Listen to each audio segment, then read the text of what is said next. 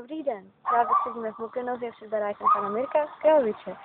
A právě máme prostě krásný, inteligentní vzkaz a je samozřejmě pro jeho nádherné auto se sexy pohledem. To modré, prosím. Tak prosím, Sabinko, vzkaz pro Mirečka. Ty píčo. A tu pusinku jste mu právě chtěla poslat. Jste v éteru, paní Honem. Prosím, jste v éteru, zdržujete vysílání, reklama bude na Mirkovo auto, které má krásné sexy pohled.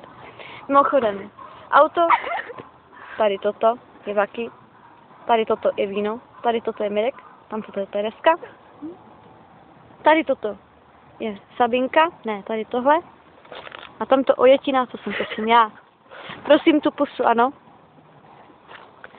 Máme ještě pár vteřin. Pojďte se, tyjo. Prosím, reklamujeme až posléze.